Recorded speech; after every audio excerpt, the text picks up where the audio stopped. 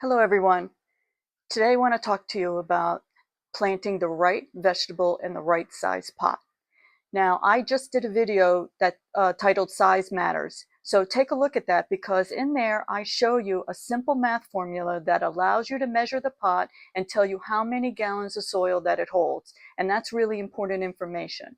But there's a little bit more to it than that, right? Container gardening is fantastic for balcony gardeners or even regular gardeners who want to expand from their plot and do a little bit more, or if they have a deck, they can put more things out on their deck. And so it's really a terrific thing to do to expand and also help with succession planning and also keeping herbs and other things close to the house. So that way, you don't have to go all the way out to the garden to get some things that maybe you want to use for your dinner that evening. So it's really important to plant the right things in the right pot. And so that's going to make you successful because if you put a plant in a pot that's too tiny, it's not going to thrive. It's going to be stunted. It will probably suck the nutrients out of the pot too quickly because it's just too tiny and gets too stressed. But then if you put a plant in a pot that's too big, then you're going to have a different kind of stress where the soil may stay moist too long because the plant's too tiny to take those nutrients out of that pot, and then you could lead to root rot. A 1 gallon pot may be great for putting 12 bunching onions in, or maybe one Swiss chard, whereas a 5 gallon pot, you could choose between having one tomato plant or 3 potato plants. So it's important to understand the size of the pot.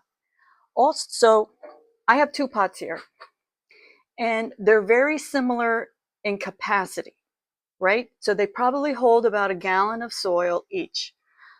But if I'm thinking about growing carrots, am I going to grow carrots in this pot? Probably not, because you see it's not deep enough to deal with the root development. Something like this, you could see a carrot may thrive in here, but you probably would only be able to get 3 carrots in a pot like this. So that's why it's really important to understand the depth. You need to understand the depth and what the root system is for the plant that you're putting into that particular pot. So as an example, I'm sure a lot of you put tomatoes in grow bags. And what I do is I put a tomato in a grow bag, and at the same time I'm planting a basil plant right next to it in there with the tomato because it's a good companion plant to help detract from bad bugs that may want to get onto the tomato plant, such as tomato hornworm, which we all dread. And the reason why I'm able to do that is because a tomato plant has a depth where it needs like 18 inches to get its roots down there, whereas a basil plant only 6 inches. So you're able to pair them together. But if I put a basil plant in a pot that was only this big, it's probably not going to do well. So that's the thinking that I want all of you to think about is the depth of the plant, how deep do the roots get, because it's really important to make sure the plant stays healthy. And there's lots of tables online that you can look at that will help you with all of that. I don't need to get into all of that, but I want you to think about it as you're thinking about what pots do I have, what plants am I going to put into them, and making sure they're the most successful. Also, you must make sure the pot has drainage holes. It's critically important because you don't want water gathering down at the bottom. So you can see this pot doesn't have any holes, but I'm probably going to put holes in it before I actually use it. Some pots come pre-drilled with holes already. And if you have water standing at the bottom, it's going to develop root rot. And you don't want that. You want the water to be able to drain out. Another thing is a small pot like this, you're going to have to check your pots every day because something like this, especially in the very hot summer, could dry out and need watering every day. So the best way to test that is to put your finger into the soil. I usually put it down, like past my second knuckle to feel the dirt. If the dirt feels dry, then it's time to water it. And I will water the plant until the water comes out of the holes on the bottom. Then I know that I've saturated it enough. And you want to be able to check to make sure you have enough, you're watering correctly, because if you're not watering enough, the plants could wilt or you could see the soil pulls away from the side of the pot. And so that's an indicator you're not watering enough. And if you water too much, then again, the leaves could wilt, but they could also look mushy.